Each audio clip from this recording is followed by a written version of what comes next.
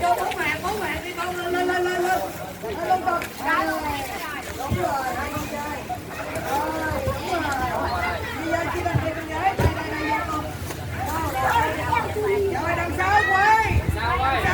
Quay về đằng sau đi. Quay về đây, quay về đây.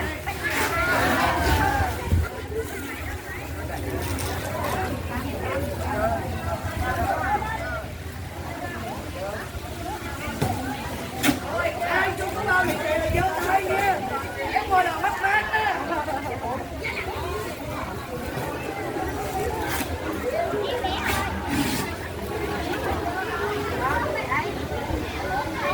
Rồi xong chưa? Đi vào đây con, về. Đi vào đây con.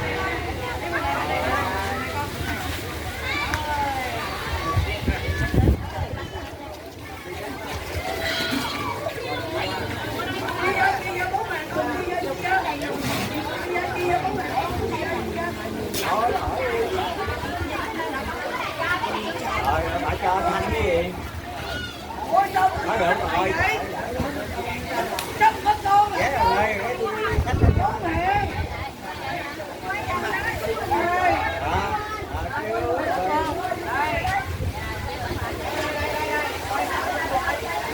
bữa rồi thanh gì nào? Đó, con đứng rồi đó.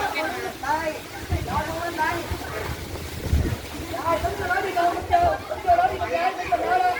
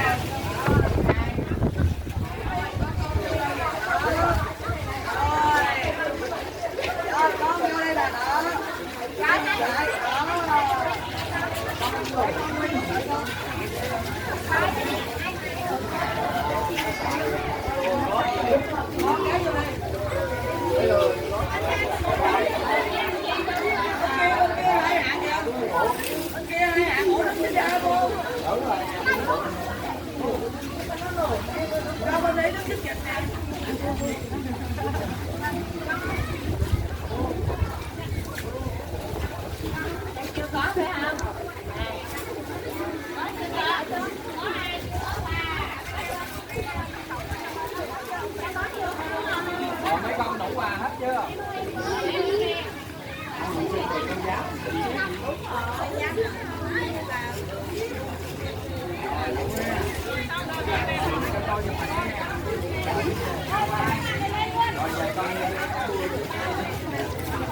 Ủa chưa có quà nè.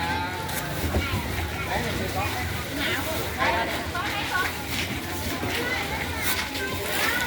Rồi cũng cho 4.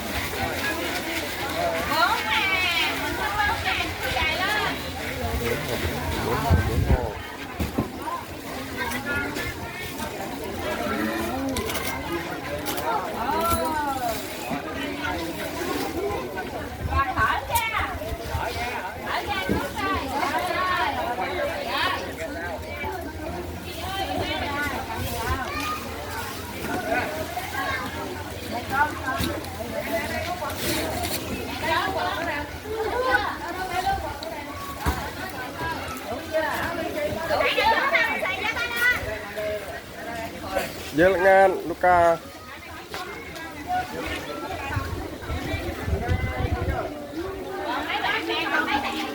Jelengan.